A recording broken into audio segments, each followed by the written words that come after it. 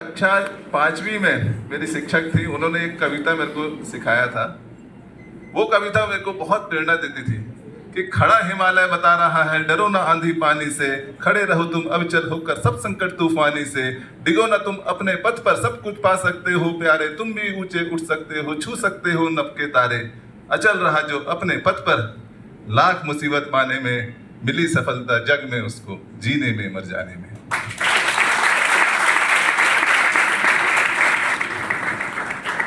और मेरा मानना है कि माता पिता से बढ़ के भी एक रिश्ता होता है गुरु शिष्य का। वो कक्षा 5वीं में मैंने जो कविता सुनी थी और मैंने लक्ष्य बनाया था पुलिस बनना।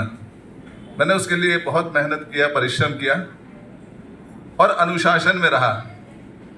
और आज से 25 साल पहले जब पुलिस की भर्ती हुई, मैंने अपने आप को मानसिक रूप से, शारीरिक रूप से इतना मजबूत कर लिया था कि जब भर्ती के बाद रिजल्ट आया तो पहला नंबर सिलेक्शन होने वाला मेरा था। किंतु उसके पीछे अनुशासन छिपा हुआ था और लक्ष्य छिपा हुआ था। क्योंकि ट्रैफिक के बारे में आप लोगों को सुना, तो कुछ बातें मैं ट्रैफिक के बारे में बताता हूं। आप लोग सड़कों पर देखते हैं, मेरे को 25 साल पुलिस में हुआ है और 18 साल ट्रैफिक में काम करते हो गए।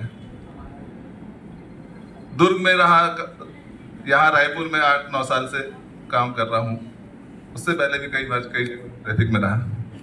आप लोग देखते हैं ना, सड़कों पर गाड़ियाँ चल रही है, 2 लेन है, 4 लेन है, 6 लेन है, फ्लाईओवर बना हुआ है, पुलिस वाले चालान करते। ट्रैफिक वास्तव में काम कैसे करता है वो जानना आपको जरूरी है। जैसे आप लोग इस बिल्डिंग में खड़े हैं, बैठे हुए हैं, तो जो पिल्लर है ना, चारों पिल्लर, उसमें ये बिल्डिंग खड़ा हुआ है। इसलिए ये चारों पिल्लर का मजबूत होना एक बिल्डिंग को मजबूत करता है। वैसे ट्रैफिक के 4 पिल्लर होते हैं: इंजीनियरिंग, एजुकेशन, इन्फोर्समेंट और इमरजेंसी। जब बच्चा स्कूल जाता है ना, तो उसको क्या सिखाया था? ए फॉर एप्पल, बी से बॉल, सी फॉर कैट। तो आज ट्रैफिक की क्लास में ट्रैफिक का आपका डिबेट चल रहा है, तो मैं आज आपको ए से एक्सीलेटर, बी से ब्रेक, सी से क्लच और ई से एजुकेशन ये सिखाऊंगा। और 4E, ट्रैफिक की जो 4E है, पहला होता है इंजीनियरिंग। सड़कें कैसी है? 2 लेन है, 4 लेन है, 6 लेन है, फ्लाईओवर बना हुआ, अंडरपास बना हुआ है, सिग्नल लगा हुआ है, कैट साइन लगा हुआ है, जेब्रा क्रॉसिंग लगा हुआ है।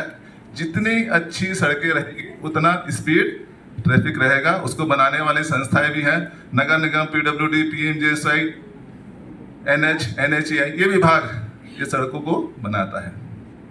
दूसरा E आता है एजुकेशन। लाल बत्ती कहती थम, चलते चलते रुकते हम, पीली कहती होशियार, चलने को हो जाओ तैयार, हरी कहती चलते जाओ चलते जाओ। ये बच्चा जानता है, किंतु पालन नहीं करते। ये पालन करना जरूरी है। 3 प्रकार के संकेत आप लोग देखे होंगे सड़कों में लगे लगते हैं: आदेशात्मक, सूचनात्मक, चेतावनी सूचक। हर देश की भाषाएं बोली अलग है, हर देश की भाषाएं बोली अलग है, किंतु हर देश में यातायात के संकेत एक जैसे मिलेंगे। जो हमारे प्रदेश में संकेत है वो अमेरिका, लंदन, जापान, स्विट्जरलैंड भी चले जाएंगे तो वही संकेत आपको देखने को मिलेंगे। तो दूसरा होता है एजुकेशन और तीसरा है इन्फोर्समेंट। आप लोग देखते हैं ट्रैफिक पुलिस चालानी कार्रवाई करती है। हमारा कोई उद्देश्य नहीं रहता किसी को परेशान करना, चालान काटना। हम लोग इसलिए चालान करते हैं क्योंकि हर व्यक्ति चाहते हैं कि नियमों का पालन करें, हर व्यक्ति हेलमेट पहने। मैं देख रहा हूं सबके पास मोबाइल है, मैडम के पास भी है।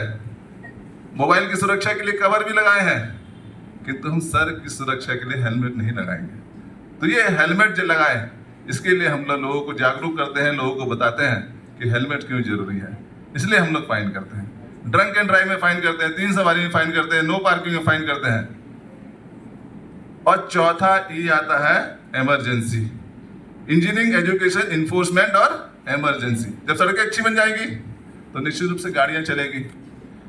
कुछ लोग नियमों का उल्लंघन भी करेंगे, उसके लिए एक्सीडेंट होगा, तो उसको हमारी हाईवे पेट्रोलिंग हो गया, 112 की पेट्रोलिंग हो गया, 108 की गाड़ियां होती, वो हॉस्पिटल लेके जाती है ताकि गोल्डन आवर में उस व्यक्ति का समय पर इलाज हो जाए, उस व्यक्ति की जान बच जाए। इसके लिए हम लोग काम करते हैं। तो ये 4 E है, इसको आपको जानना, पहचानना और उसका पालन करना हर व्यक्ति की जिम्मेदारी है। गुड सैमरिटन एक कानून बना हुआ है, यदि कहीं भी कोई भी एक्सीडेंट होता है, आप उसको अस्पताल पहुंचाते हैं घायल व्यक्ति को, तो सरकार के द्वारा आपको पहले 5,000 रुपये था, अब 25,000 रुपये आपके खाते में आएगा, क्योंकि आपने उसकी जान बचाया, उसको समय पर अस्पताल पहुंचाया है और आपके पहुंचाने से एक परिवार की पूरी जिंदगी बची है। इसलिए 25,000 रुपये उस व्यक्ति को दिया जाएगा। हम लोग हर दुर्घटना का एनालाइज करते हैं, क्यों हुआ, कैसे हुआ, उस दुर्घटना ना हो तो कारण निकल के यही आता है कि 2 पहिया वाहन चालक हेलमेट नहीं पहनते, सीट बेल्ट नहीं लगाते, नशे की हालत में वाहन चलाते हैं और हम लोग उनका चालान भी करते हैं। हमारा भी स्वामी विवेकानंद जी ने कहा था कि उठो जागो और तब तक न रुको जब तक आपका लक्ष्य पूरा ना हो जाए। तो छात्र जीवन में तो लक्ष्य होना ही चाहिए। हमारा भी एक लक्ष्य है। हम लोग समाज के आखिरी व्यक्ति तक पहुंच के ये प्रयास करते हैं। हम लोग स्कूलों में जाते हैं, कॉलेज में जाते हैं, चौक चौराहों में जाएंगे, हर जगह जाते हैं, हर व्यक्ति को जागरूक करने का प्रयास करते हैं कि यातायात के नियमों का पालन जरूर करें। हम जिस समाज में रहते हैं, हमको हर प्रकार के अधिकार है, कहीं भी जाएं, कहीं भी जाएं, कहीं भी घूम लें, राशन कार्ड बनेगा, 18 साल के हो जाएंगे तो वोट डालेंगे, किंतु हमारे अधिकारों के साथ साथ हमें हमारी जिम्मेदारियां भी हैं। उन जिम्मेदारियों को जाने और कानून का पालन जरूर करें, क्योंकि आप पूरे सभी बच्चे हैं, अनुशासित छात्र हैं। एक छोटी सी कहानी पहले सुनाता हूं, बोर तो नहीं हो रहे? कक्षा 5वीं में 30 बच्चे थे। मैडम ने सभी को एक चॉकलेट दिया और मैडम ने बोला कि मैं 5 मिनट बाद वापस आऊंगी, उस चॉकलेट को सब लोग खाना। मैडम चली गई, वापस चली गई। 5 मिनट बाद वापस आती है तो मैडम ये देखती है कि 5 बच्चे क्लास में ऐसे हैं जिन्होंने चॉकलेट को नहीं खाया है। मैडम उनका नाम नोट कर दिया है, 5 का नाम नोट कर दिया है और 25 साल बाद पुनः उन बच्चों से संपर्क करती है मैडम, तो पाती है कि वो बच्चे, 5 बच्चे अनुशासित थे। 25 साल बाद समाज में उनका मान सम्मान था, लोग उनको पूछते थे क्योंकि वो जीवन भर अनुशासित थे। तो अनुशासन बहुत जरूरी है। यदि आप अनुशासन में रहेंगे तो निश्चित रूप से ऊंचाइयों पर पहुंचेंगे। हमारे पूर्व राष्ट्रपति आदरणीय श्री अब्दुल कलाम जी ने कहा था, सपने वो नहीं जो बंद आंखों से देखे जाए, सपने वो होते हैं जो हमें सोने न दें। डॉक्टर इंजीनियर बनना ये लक्ष्य नहीं होता है कि डॉक्टर बनूंगा, इंजीनियर बनूंगा। एक अच्छा नागरिक बने, एक अच्छा इंसान बने, लोगों की मदद करें, लोगों की रक्षा करें, लोगों की सुरक्षा करें, लोगों के काम आए।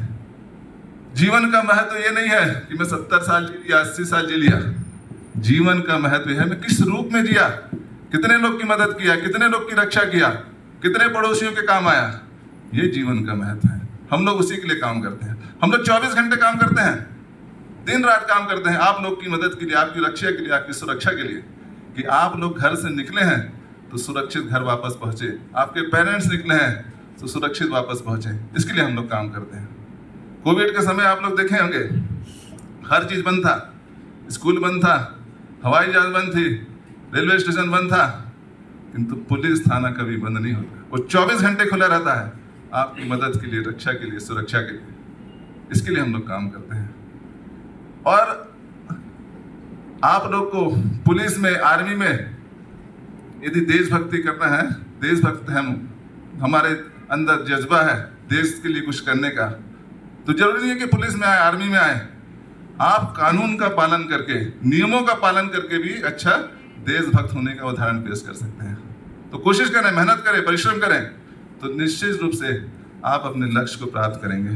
क्योंकि कोशिश करने वालों की भी हार नहीं होती, लहरों से डर के नौका पार नहीं होती, नन्ही चीटी जब ताना लेके चलती है, चढ़ती दीवारों में 100 बार फिसलती है, मन का विश्वास रगों में सांस भरता है, गिर के चढ़ना, गिर के उतरना ना करता है, किंतु उसकी मेहनत बेकार नहीं होती। कोशिश करने वालों कभी हार नहीं होती।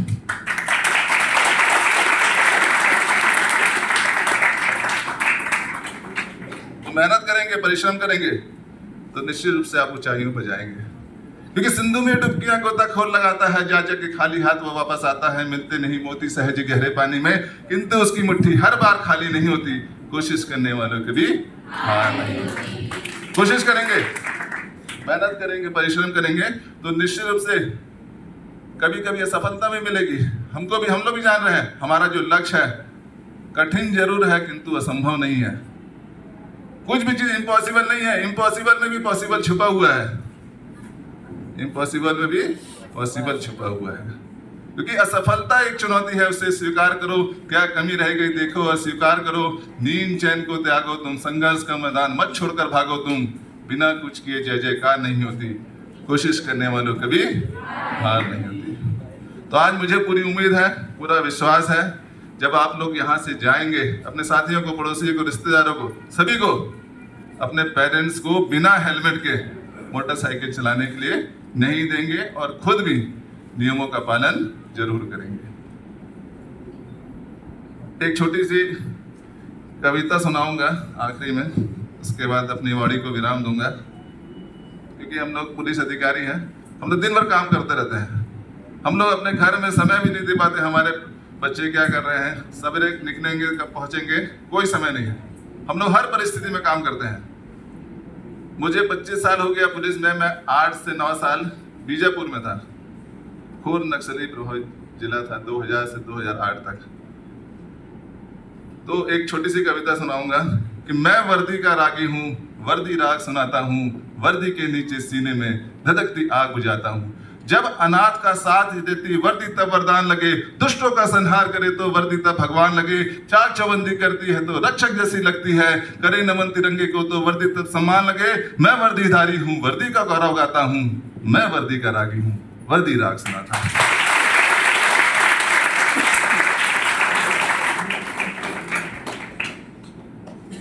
गर्म रजाई तकिए पर तुम चैन सुकून से सोते हो, सर ठिठुरती रातों में ये वर्दी पहरा देती है। एसी पंखे कूलर में गर्मी का रोना रोते हो, तेज दोपहरी गर्मी में ये लू के थपेड़े सहती है। वर्दी है तो सिस्टम है, सिस्टम का कॉज बताता हूँ, मैं वर्दी का रागी हूँ, वर्दी राग सुनाता हूँ।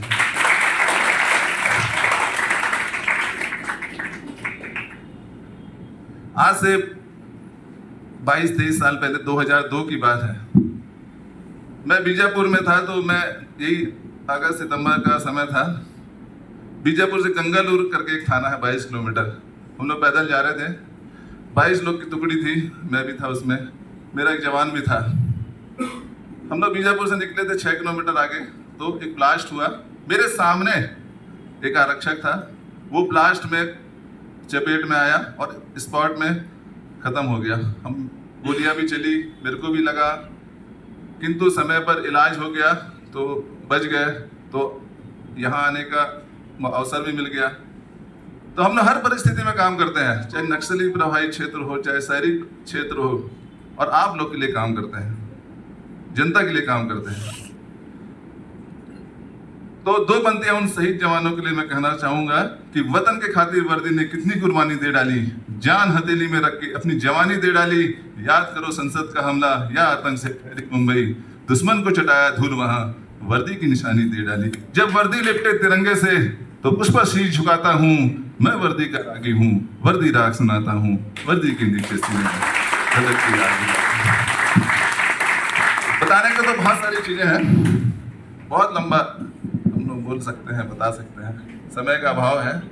किंतु मेरा आप लोगों से आग्रह है, निवेदन है, अपील है, जिस समाज से आप लोग हैं उसी समाज से हम लोग हैं, हम लोग अलग से नहीं आए हैं। समाज में आप लोग देखते हैं अच्छे लोग हैं, खराब लोग हैं, अपराधी हैं, हर प्रकार के लोग हैं, डॉक्टर हैं, इंजीनियर हैं, हर प्रकार के लोग हैं, उसी में से हम लोग भी आए हुए हैं।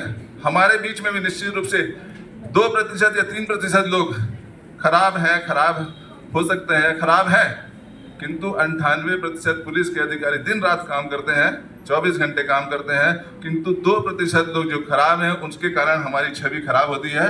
किंतु हमारा जो बाकी स्टाफ है 24 घंटे आपकी मदद के लिए काम करता है। इसलिए पुलिस का सम्मान करें, पुलिस आपकी मदद के लिए, रक्षा के लिए, सुरक्षा के लिए हम लोग लगातार आपके लिए तैयार हैं।